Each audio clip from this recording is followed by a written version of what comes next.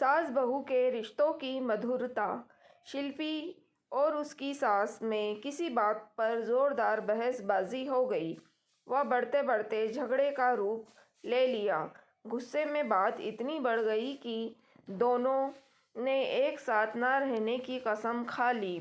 शिल्पी ने अपने कमरे में जाकर गुस्से से एकदम दरवाज़ा बंद कर लिया।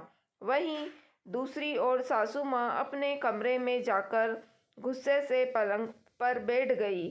थोड़ी देर बाद सासू माँ के कमरे के दरवाजे पर खटखट की आवाज़ हुई। वह ऊंची आवाज़ में बोली, कौन है? दूसरी ओर आवाज़ आई कि माँ, मैं हूँ। सासू माँ गुस्से से शिल्पी को देखते हुए बोली कि अभी तो तूने अलग रहने की कसम खाई है, अब क्या करने आई हो? शिल्पी ने कहा, सॉरी माँ, मुझे गुस्से में कुछ मालूम नहीं चला और आपको बिना ध्यान रखे कुछ भी बोल दिया। परंतु बाद में विदाई के समय मेरी माँ की कही हुई एक बात याद आ गई कि जब कभी किसी से कहा सुनी हो जाए तो गुस्से में कोई भी कदम उठाने से पहले उसकी अच्छाइयों को याद कर लेना, और मैंने वही किया।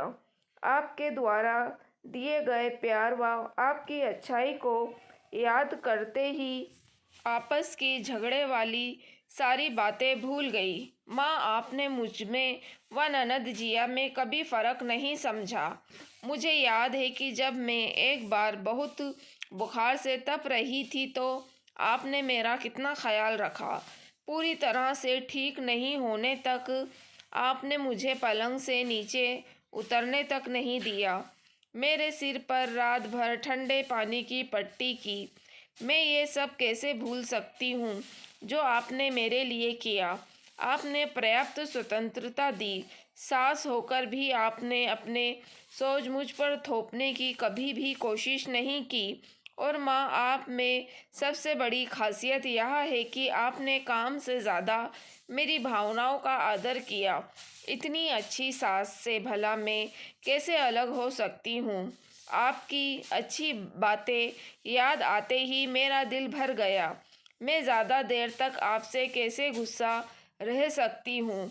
मुझे बहुत बुरा लग रहा है कि मैंने आपसे तेज़ आवाज़ में बात की। बस फिर क्या था, सास व शिल्पी दोनों भाव विभोर हो गए। सासू माँ का गुस्सा एकदम शांत हो गया और शिल्पी पर ढेर सारा प्यार उमड़ पड़ा और बोली, बेटी, तुम तो अभी बच्ची हो, लेकिन मैं तो तुमसे बहुत बड़ी हूँ। मुझे तो बड़प्पन रखना चाहिए था। मुझे ही तुमसे प्यार से बात करनी चाहिए थी। तुम तो बहुत अच्छी हो। बेटा, मुझे माफ़ कर दो जो तुम पर चिल्लाई। दोनों की आंखों में प्यार के आंसू छलक आए। मम्मी जी, मैं आपके लिए गरम गरम कॉफ़ी बनाकर लाती हूँ।